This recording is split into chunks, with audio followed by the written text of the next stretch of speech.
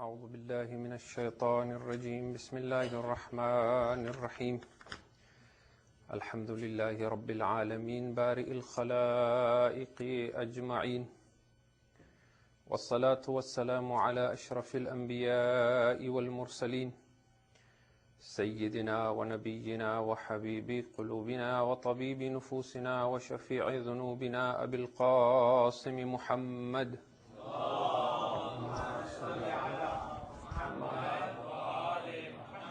ثم الصلاة والسلام على آل بيته الطيبين الطاهرين المظلومين واللعنة الله على أعدائهم أجمعين من يوم عداوتهم إلى يوم الدين.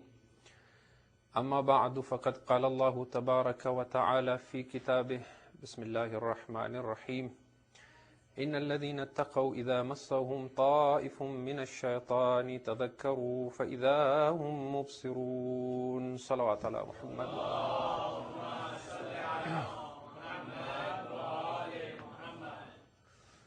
We continue with our discussion on the root cause of negative suffering. And tonight we begin with a discussion on raising children and the question on whether it is possible to raise a child without this false nafs or ego that is the illusion that results in all the different forms of negative suffering.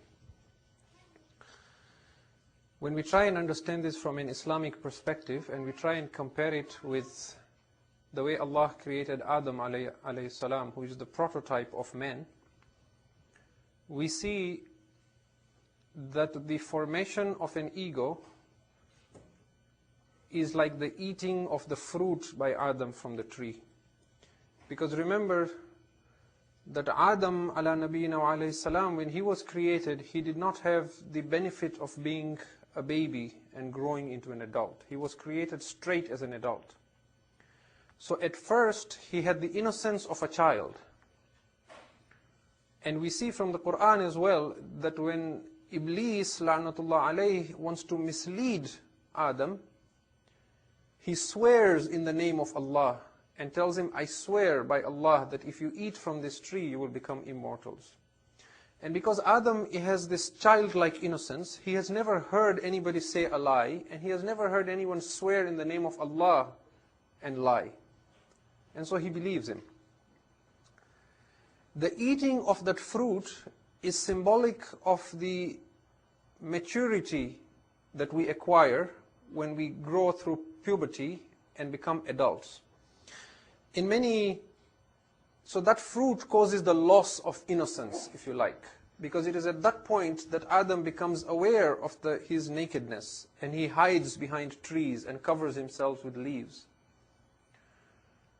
When we look at the literature that human beings have produced across cultures and across religions, there is a common theme that you will see of this country boy or country girl who comes to the city and loses his or her innocence and goes through a phase where they acquire maturity, but they lose their innocence. And then with time, they either go on a path that leads to hell, so to speak, or they try and regain their original state of purity, but now with awareness and with maturity. And you will see this from your own experience as well. In places like Canada, we don't see that so much because this being a large city and being extremely multicultural, our children, even when they stay with us, when they go to universities and they study, they acquire a certain level of maturity and understanding. But if you have lived in places that are comparatively smaller, where the culture is only one, where all the people belong to a certain group, even if they are Shias, they are all of one ethnicity, you will see a marked difference between the children who at some point leave and go abroad and study and come back versus those who stay there only. And the difference you will see is that those who stay back, and this is not to judge, there may be exceptions to the rule, depending on the parents and how they bring them up. But the marked difference you will see is that those who go out, again the classic country boy goes to the city, when they come back, they are mature in their thought. They have the ability to analyze and to understand things at a deeper level. but they have less innocence. And the one who stays behind and who is sheltered and protected, you will see they don't have the depth. They don't have the maturity. They don't have the tolerance. They tend to be very narrow-minded. But at the same time, they have a certain purity and innocence. Allah's intention is not that the human being should remain innocent like a child. Allah's intention is this human being should remain pure, but with that depth and that maturity and that awareness, so that he or she can be a true representative of Allah subhanahu wa ta'ala on this earth.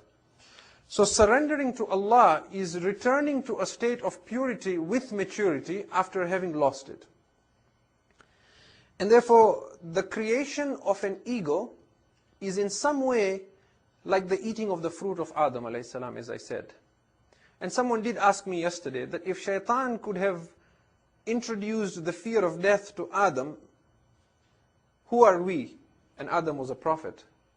So it's a lengthy discussion about whether, especially as Shias, because we don't believe in prophets committing sins, and we have another concept of tark al-awla. There is a whole debate to talk about how when Adam was in Jannah, he was not as a prophet there. And the concept of halal and haram does not apply in that garden. It is only after he eats from the fruit and he comes to this earth, then he becomes the Khalifa of Allah.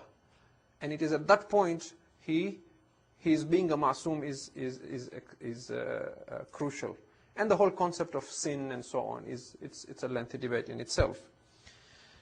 So when we talk of an imam or a prophet being ma'soom, what we are saying is that they have the maturity and the purity of one who has acquired an ego and dissolved it without having actually acquired the ego and dissolved it. Unlike us, who are not given the office of Risala or Nubuwa or Imama, we have to go through that phase. And a newborn child as well, we normally refer to them as ma'soom. Once they become 2 years, of course, we don't think of them as ma'soom anymore. Then we have the terrible twos and the so on and so forth. But a newborn, we say he's ma'soom or she is ma'soom. That ma'soom is different. That is the ma'soom of Adam before he ate from the tree. That is an innocence without the maturity and awareness of knowing what is shaitan. If we were to remain like that, if we had been like Adam was before he ate the fruit, then we would have been pure, but we would not have been able to represent Allah. We would have been like other creation that glorifies Allah, but is not aware of Allah as a human being can be aware. Okay, so in summary then, if not necessary, then it is almost inevitable that every human being will acquire an ego. However, what we can discuss is, why do some children have a stronger ego or nafs than others? And why are some children more identified with this false identity than others? And what can we do as parents to change that? If you can recite a salawat ala Muhammad wa ala Muhammad wa ali Muhammad. So a little bit of going back to how a child develops a sense of identity. When a child initially is growing up, when it's very young, it learns to imitate words. The parents teaches the child words. And if you observe closely, you will see when they're very young, they don't have a sense of I. And very often, they will refer to themselves in the third person. For example, the child will say, Ali is hungry.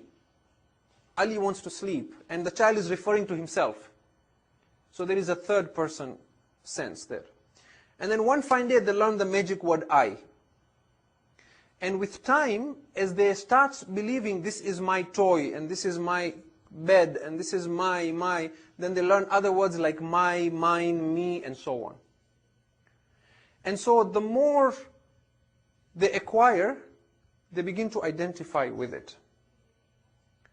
And instead of thinking of those things as being their responsibility or something that they should be caring for, they begin to merge it with their own identity and begin thinking this is part of me.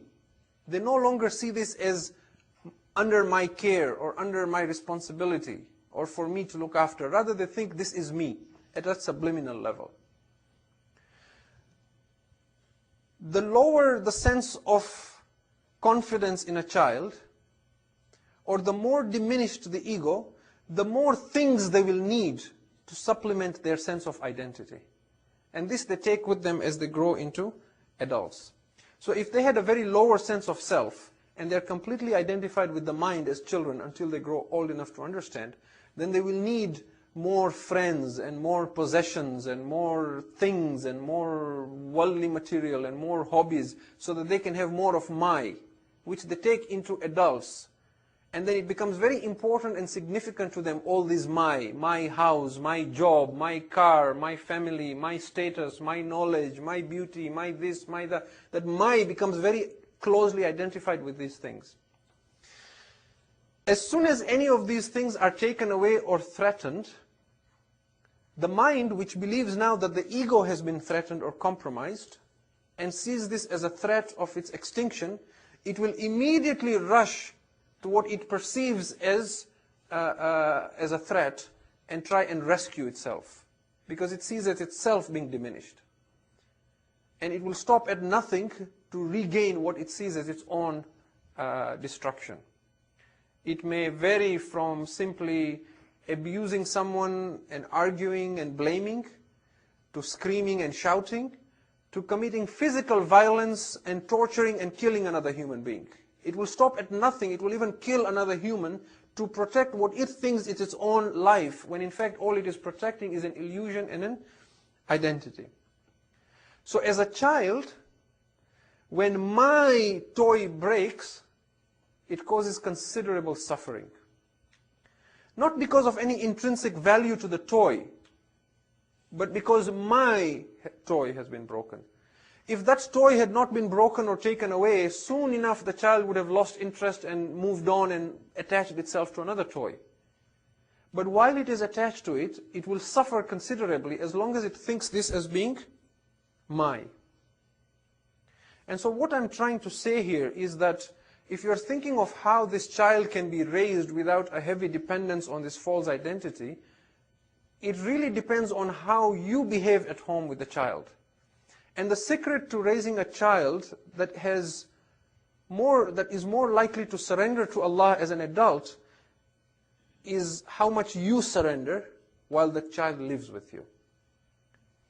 And you can take examples from psychologists, and they will give you many, many examples. For example, if a child grows up in a home where they're constantly being criticized, then that child will grow up with an inferiority complex, that I'm not good enough. And then it will try and make up for not being good enough by being attached to things. It will need more things to be attached to make up for that sense of diminishment.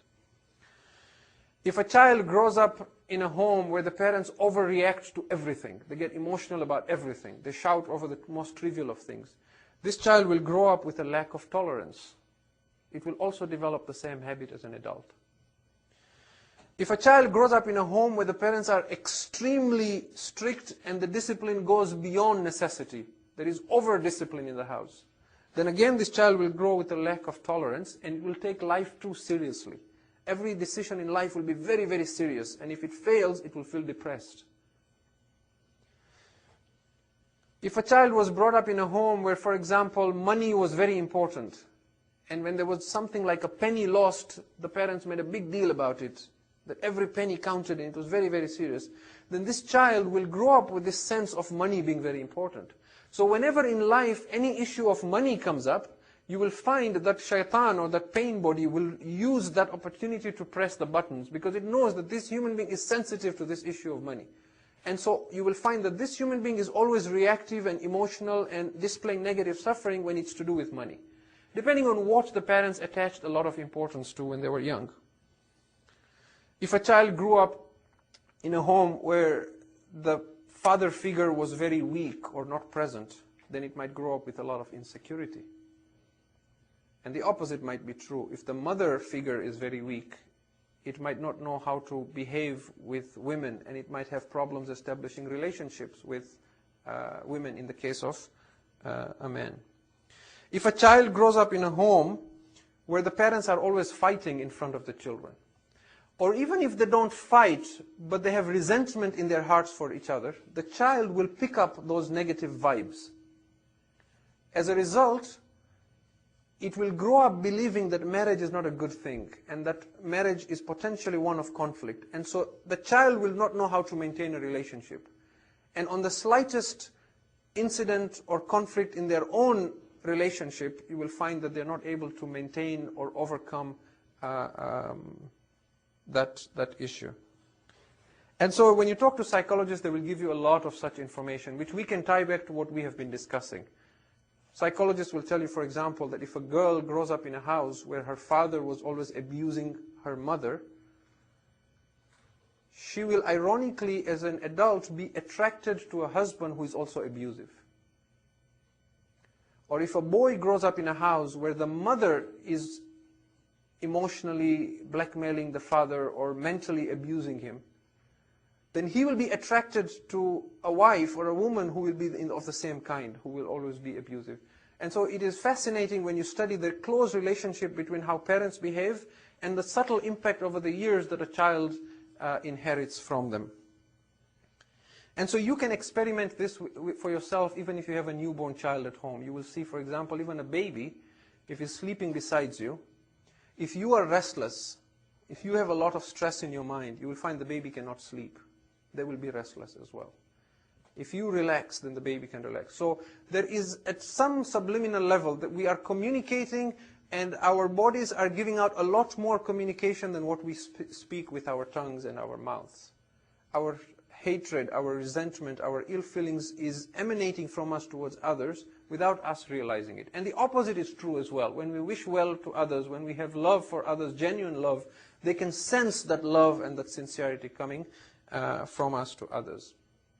Now let us say you had a child who was a little older who could understand, but they would have fits of hysteria, and they'd be screaming and crying and shouting and just kicking a fuss, and they were totally out of control. And you realize that this is the formation of the ego, and the child is in some ways being possessed by shaitan, not possessed in the sense that we talk of someone being possessed by the devil, but in the sense that it is out of control. How do you help such a child? You don't necessarily have to solve the problem right away. You could leave the child while they're misbehaving, and then maybe the next day when the child is calm, you could sit with the child and talk to him or her, and have a conversation with the child and say, do you remember what happened yesterday? And don't do it as if you are blaming or criticizing or have some anger within you. Do it with love, with awareness. You stay present, you stay aware, and then talk to the child and say, do you remember what happened yesterday? What do you think happened? Do you think something overcame you? How did it feel? And invariably the child will tell you it didn't feel good.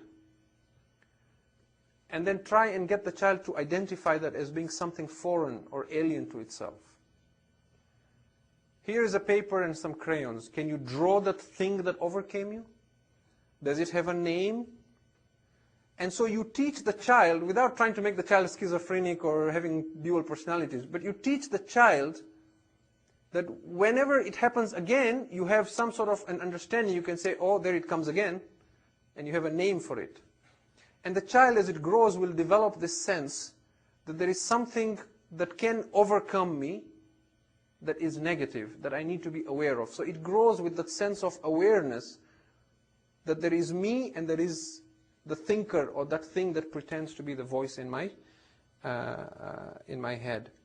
And so the gist of what I'm saying as far as raising children is concerned is that if we as parents can dissolve our egos to some degree, and if we can stay present and alert and be aware that sometimes with the stream of thought that comes through our mind and the chatter in our mind, there is shaitan that possesses us and feeds into those thoughts. And if we can reduce those incidents in our lives, then we will become role models for the children. And the best way to raise these children with a light pain body, or a thinner shaitan, if you like, is you yourself to enlighten yourself. Focus on yourself, and the child, inshallah, will take care of himself. The other two things that I want to say very quickly about children before I move on is that try and habituate your children to do the dhikr of Allah from the time they're young. In particular, as Shias, we tend to focus a lot on du'as because we have a wealth of du'as from the Ahlul Bayt alayhi salam, which is a great thing. But dhikr is generally easier to do because it doesn't need a book or a lengthy recitation. And it can be simply a phrase. First of all, you as an adult can do a lot of dhikr. You could be driving from home to work, and you could easily recite a few tasbeehs of salawat, or you could recite La ilaha illa anta subhanaka inni kuntu min al-zalimin, or do istighfar, and so on. So make that habit in your life. Teach your children to use these phrases that they are taught in the madrasa. Insist that your child does not start eating until they say, A'udhu billahi minash shaitanir rajim, Bismillahir Rahmanir Rahim. Insist that your child says, Alhamdulillahi Rabbil Alameen after eating. Every time something sinful is witnessed, or something wrong, or they do something wrong, insist that they say, Astaghfirullah Rabbi wa atubu ilayh. Or when they sneeze, or to say, if they say, I'm going to do this tomorrow, insist that they say, Inshallah. Because we're very good in teaching our children to say please and thank you. If they don't say please, we immediately, what's the magic word? What's the magic word? And if they don't say please or thank you, we feel, oh, they don't have good akhlaq. Well, in the same way, teach them to say Inshallah. So they learn to trust and to depend on Allah as children. And then when you take out tasbih after your salat, the Allahu Akbar and Alhamdulillah and Subhanallah, when your children are around in particular, do it loudly. So that they, at a subliminal level, will also learn to do the same thing as they grow into adults. And then reading Quran as well. The other thing also is that even though the mind produces an ego, which it sustains, the mind is not bad. As a tool, it is very useful. It is only when we identify with it and we allow the chatter to trick us into thinking it is us, then it is wrong. But as a tool, it is very useful. So use the child's mind as a tool to do analysis, and let the child do some thinking. For example, you might tell them a story about the Ahlul Bayt alayhimus salam, like the examples that we had given in the past few nights with regards to Imam Hassan alayhi salam and Imam al-Baqir alayhi salam. Allahumma salli ala Muhammad wa ali Muhammad.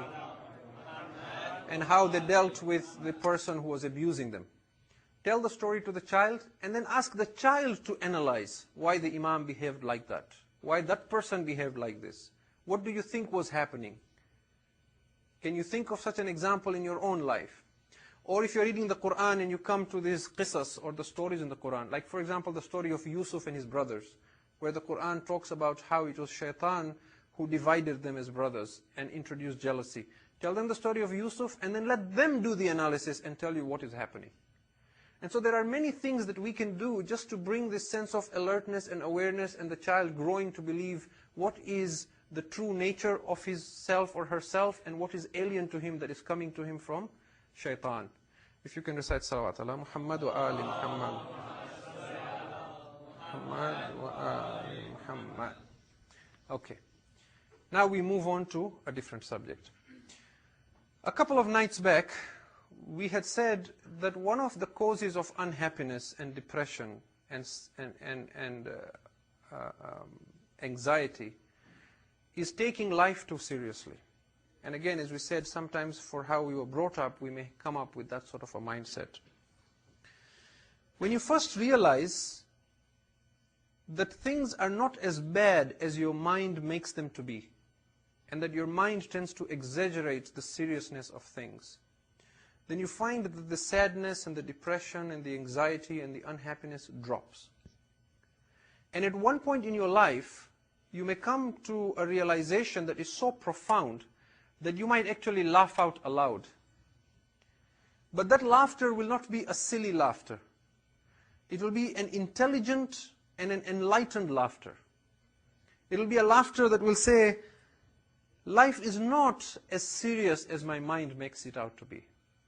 The fact that I lost my job, or the fact that I lost some money, or the fact that somebody criticized me, or the fact that somebody hates me, it's not that big a deal as my mind makes it out to be. My mind wants a story. My mind wants a victim identity that it can tell again and again, so that it can feed that false identity, which is creating unhappiness that is feeding shaitan. And so, at some point, you know, as you talk to other people, you begin to realize that the problems that I have, everybody else in the room has. The depression that I feel when my loved one dies, everybody else has felt that or is going to feel that. And the more you talk to people and interact with them, you begin to realize that it's not Canada, or my spouse, or my mother, or my friend, or the Jamaat, or Masumin Center, or where I work, or the school I go to, or my home that is making me unhappy. Rather, it is my thoughts and the ego that is making me unhappy. And so often you will find people using the word I need, or I must have. I need a break. I need a holiday. I need a new job. I need a bigger home. I need a new wardrobe. I need a new car.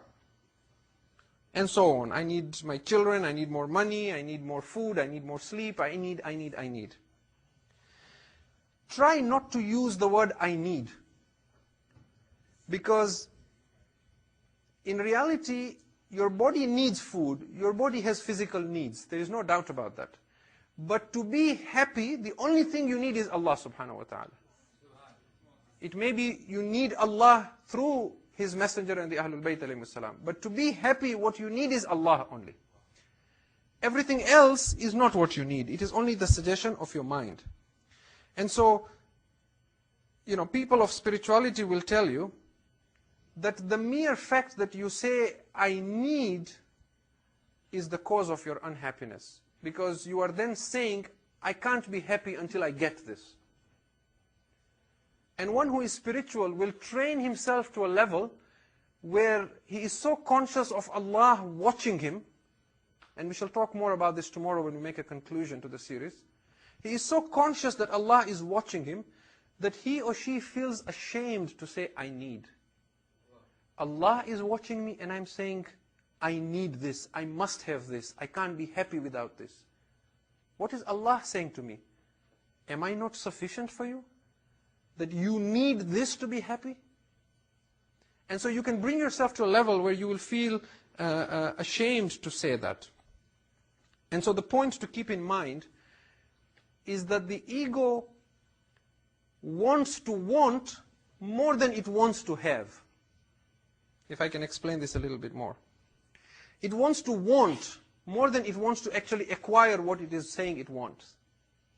Because when it keeps saying it wants, it keeps that ego alive and it is more active. In fact, sometimes it will transfer that wanting from the mind to the body. What is bulimia, for example? What happens when a person will eat and eat and eat and then not feel satisfied? And then they will go to the bathroom and they will, force themselves to throw up all the food and then go and eat again. That hunger is not of the body, it is of the mind. The mind wants to eat. And sometimes we will eat because we are bored. So what happens is that anxiety, that worry, that boredom, that depression, because the mind is not getting enough food for thought, it now transfers that need from being something mental it needs to feed on to something it needs to ingest physically. And so it tries to satisfy that boredom by going to the fridge and trying to eat food in the physical sense. That physical ingestion is a psychological problem. That overeating is because the mind wants to feed. And that's how it transfers it to that. And so it is not the body that is hungry, but the mind. And that is why you will see a lot of times teenagers, they're always dissatisfied. They're always angry. They're always in a state of negativity. Because they want to want more than they want to have. That they're still at that stage of being confused. They still don't know what they want in life. And they're being driven unconsciously by the ego, not realizing that their true self is asleep. As long as you don't realize this, that you are unconscious, and that it is your mind that is driving you, then you will believe every thought that comes to your mind and everything it says to you, and you will identify with it completely. And as long as you do that, you will be condemned to running after happiness from external things. And no matter what you go after, nothing will satisfy you. Rest assured. You can change as many jobs as you want. You can migrate to as many countries you want. You can change your spouse as many times as you want. You can become the richest man in the world. You can do whatever you want. You will not be happy because the mind does not want things. It wants to want things only. Okay? And the issue is not getting what you want. It is a mental position of always seeking and constant wanting. And that is why you will notice that across ethnicities, across financial backgrounds, across cultures, across religions, even though the things we want might be different, the intensity of the suffering we experience because of not getting what we want tends to be the same.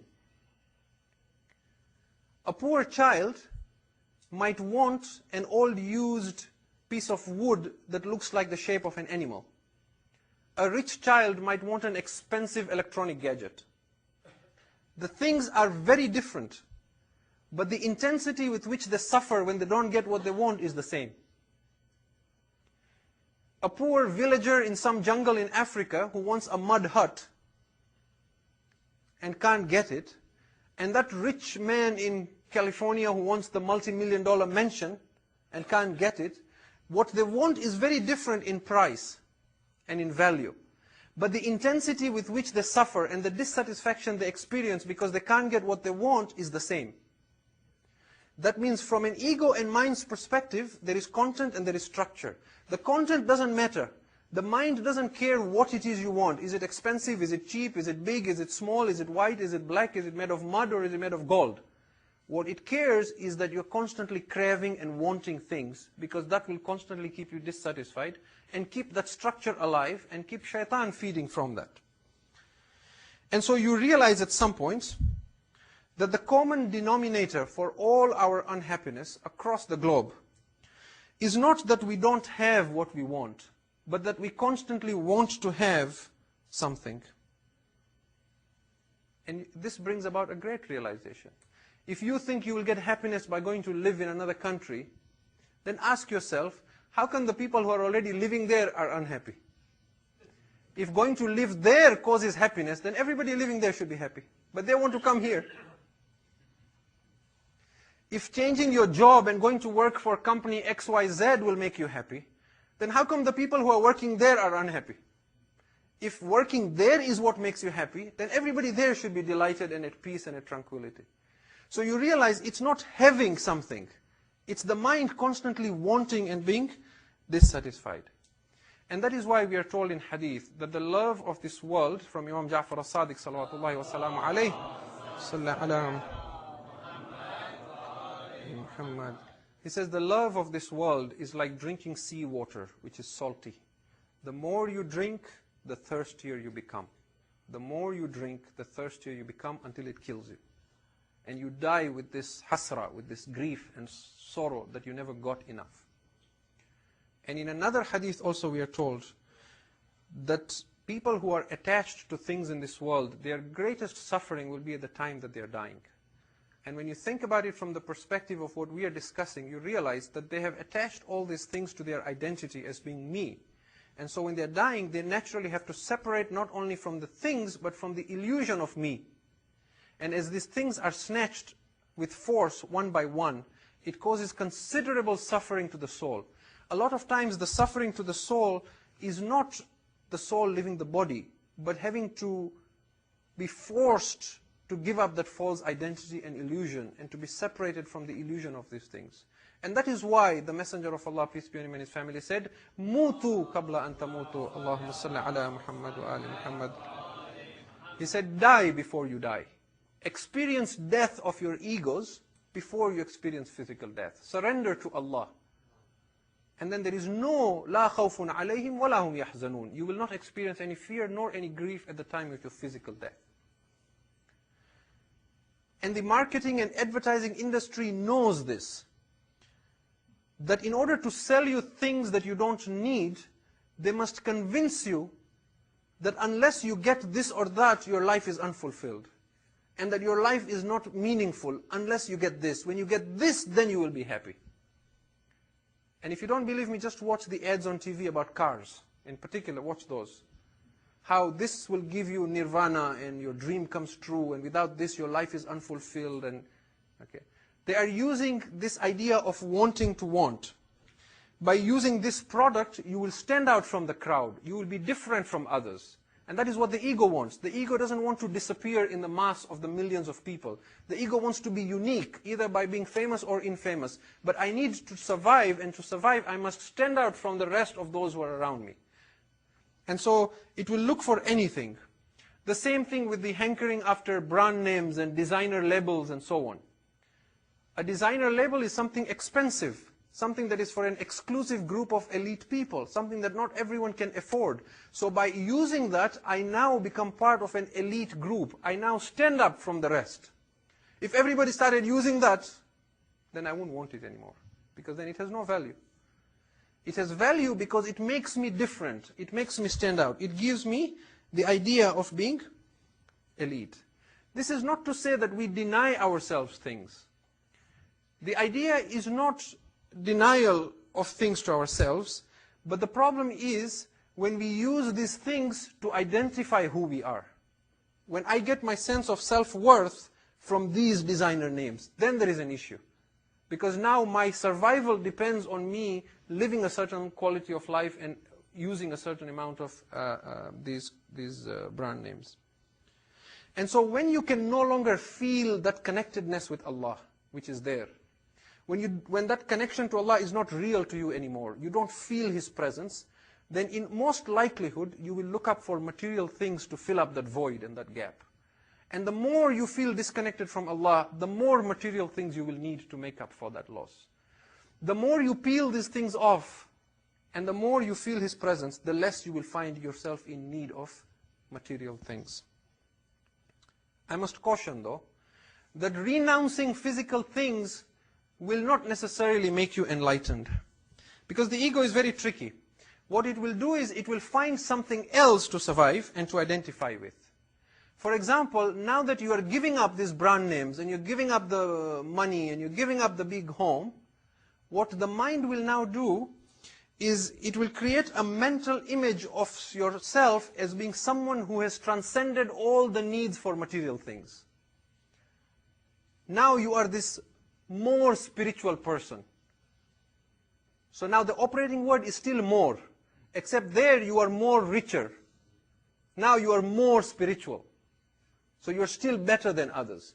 And the ego doesn't care whether you're living a rich life or a poor life. What the ego cares is that you believe that you need to be more than others. You need to be right and others need to be wrong. And so if you try to just give up physical things, the ego will just quickly adjust and create another identity of yourself. Now you are the muttaqi, the pious ascetic who doesn't need things, and therefore you are better than others and you are more than others. And so it will keep using this. And at some point you might find that an ascetic has a bigger ego than a millionaire. Okay? And this is a common phenomenon. So the idea is not to deny yourself food or physical pleasure or material things in order to free yourself from the ego. That is not going to happen. The idea is to break the identification with it and the dependency on it.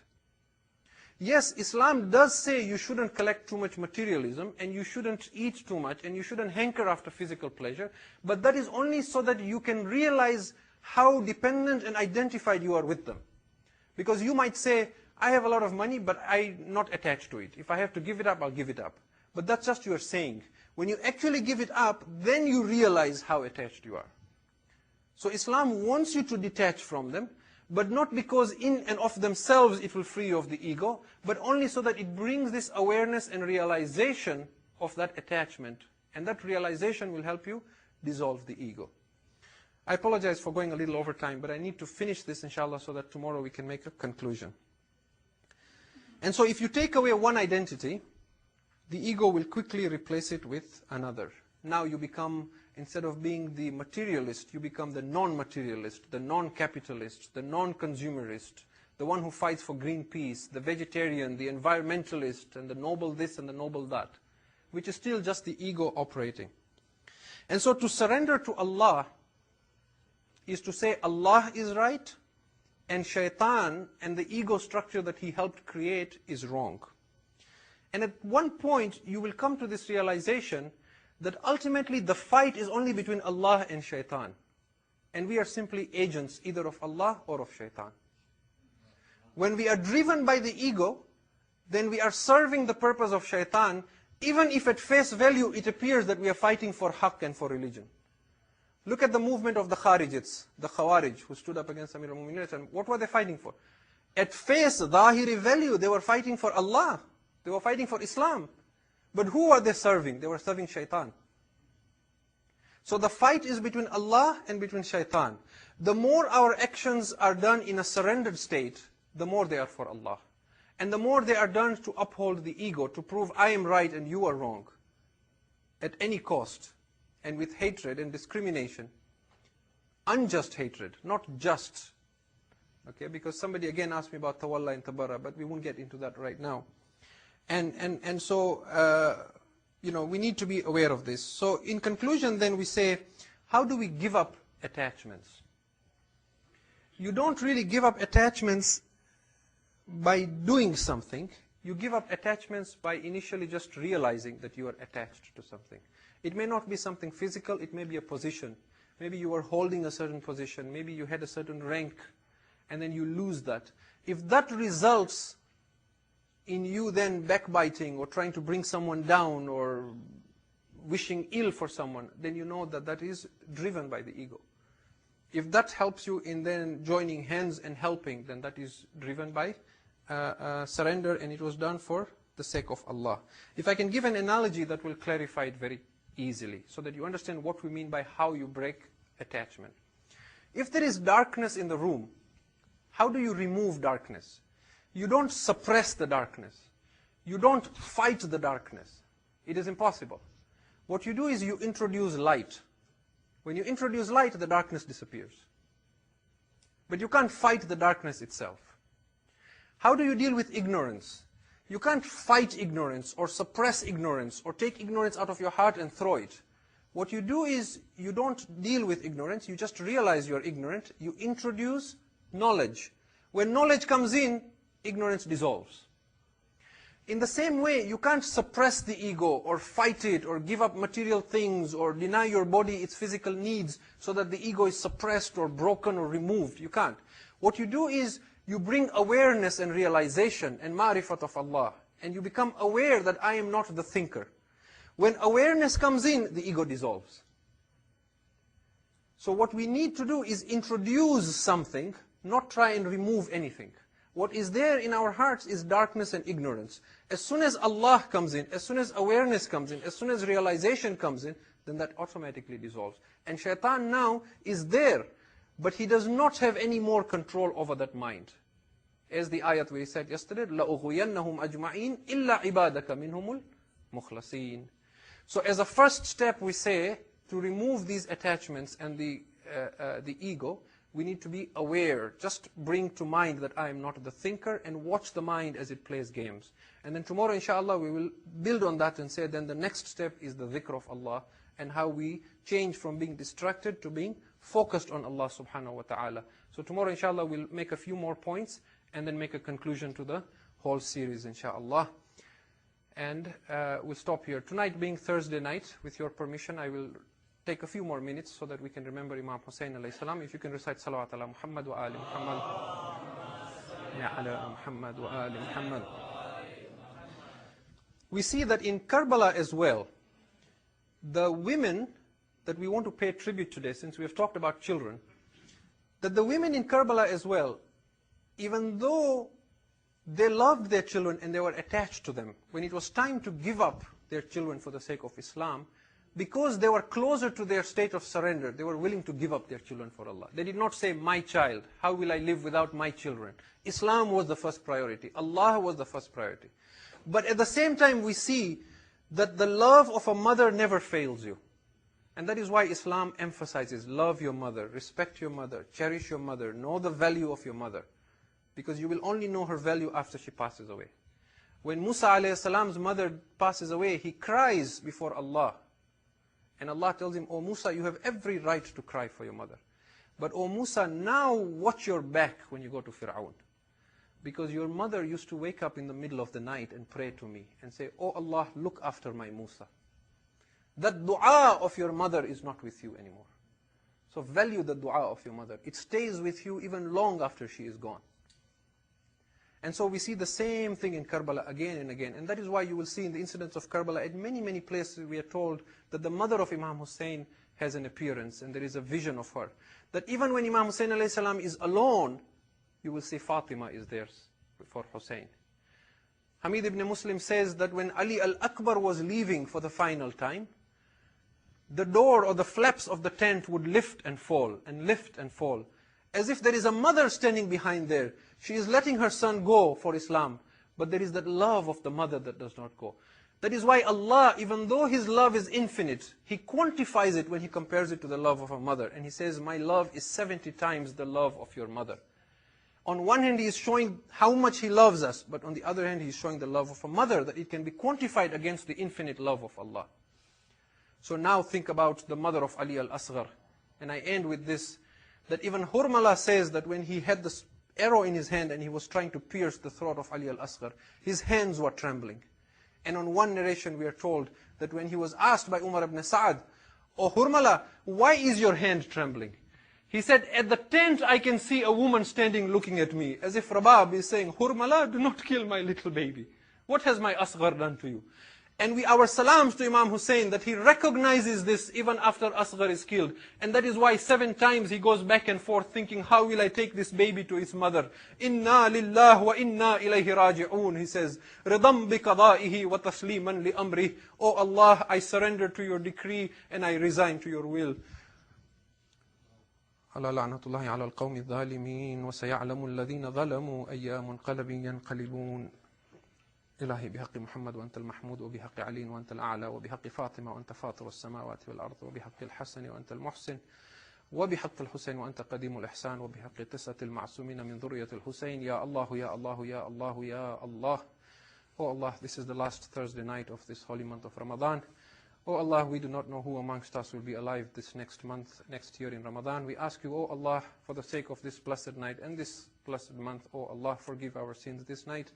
Oh Allah, bihaqqi Muhammad wa ali Muhammad, forgive the sins of all our marhumin and give shifa to all those who are ill on this month.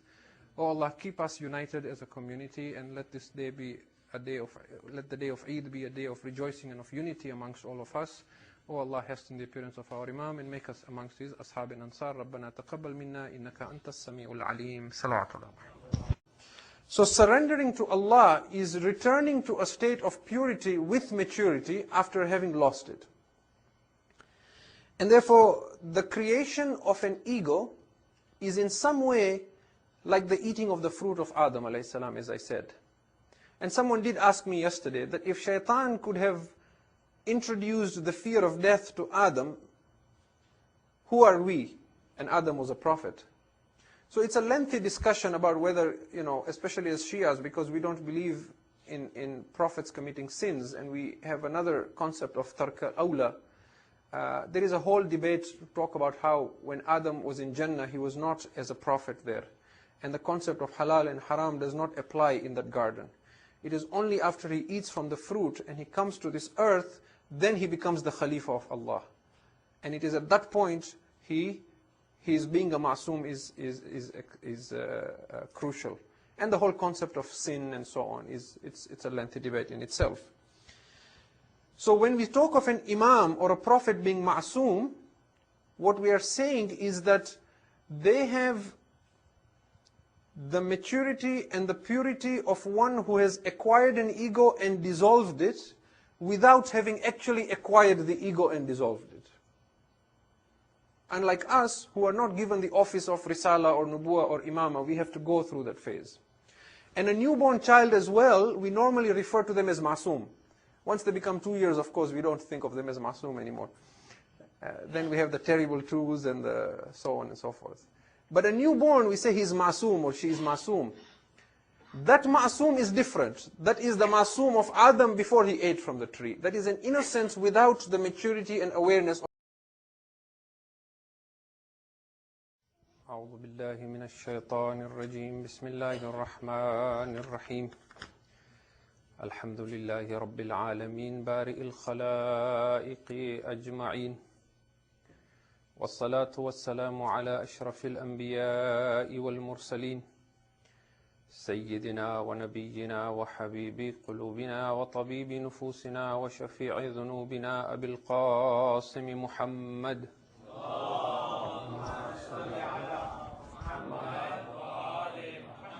ثم الصلاة والسلام على آل بيته الطيبين الطاهرين المظلومين واللعنة الله على أعدائهم أجمعين من يوم عداوتهم إلى يوم الدين.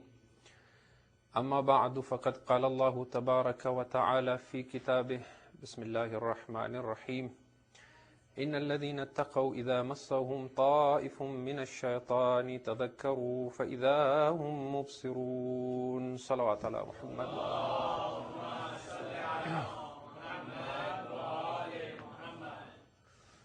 We continue with our discussion on the root cause of negative suffering.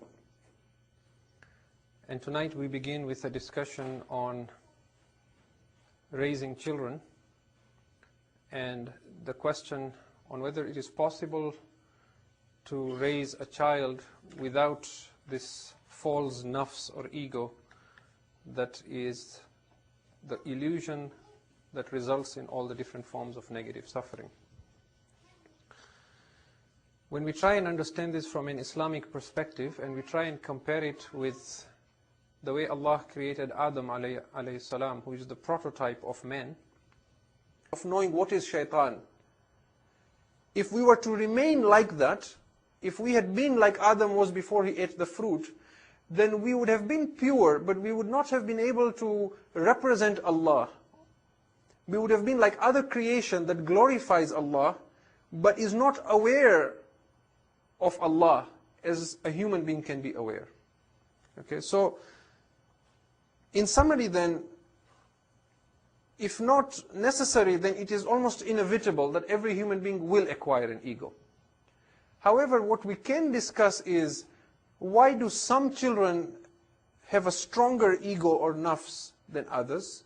And why are some children more identified with this false identity than others? And what can we do as parents to change that? If you can recite a salawat ala Muhammad wa ala Muhammad wa ali Muhammad. So a little bit of going back to how a child develops a sense of identity.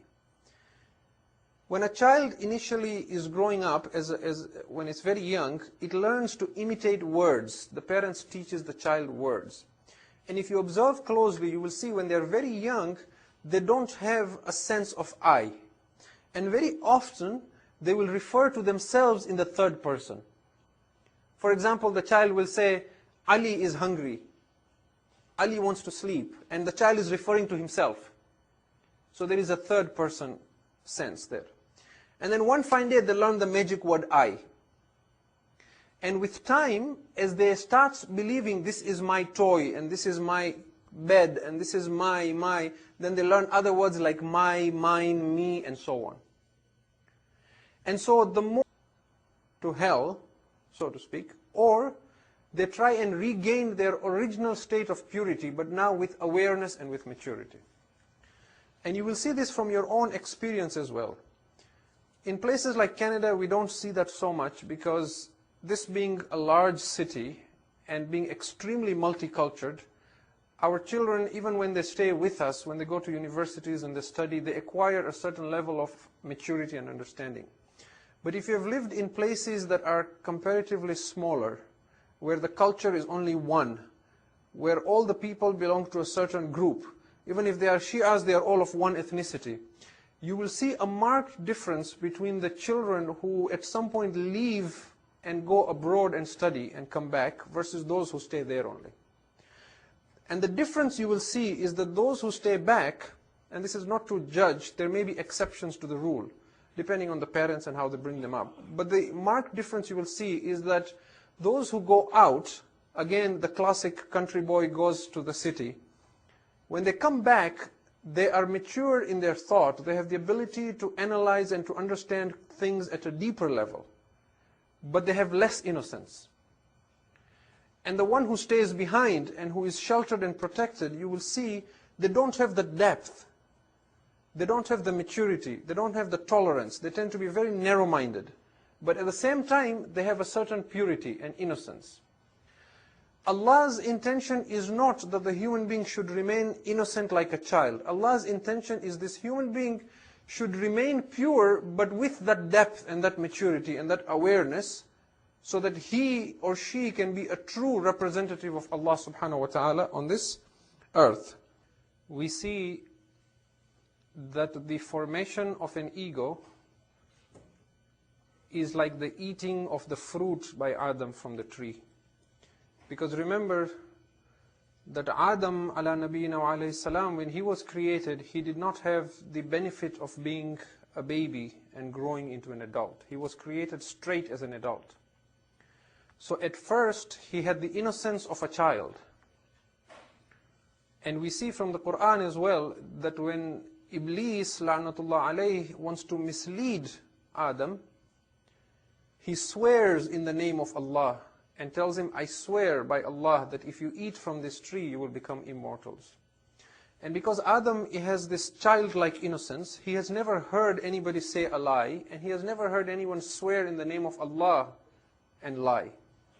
And so he believes him.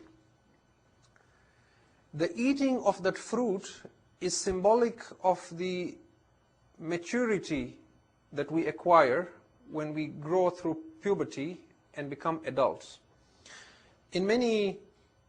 So that fruit causes the loss of innocence, if you like, because it is at that point that Adam becomes aware of his nakedness, and he hides behind trees and covers himself with leaves. When we look at the literature that human beings have produced across cultures and across religions, there is a common theme that you will see of this country boy or country girl who comes to the city and loses his or her innocence and goes through a phase where they acquire maturity but they lose their innocence. And then with time, they either go on a path that leads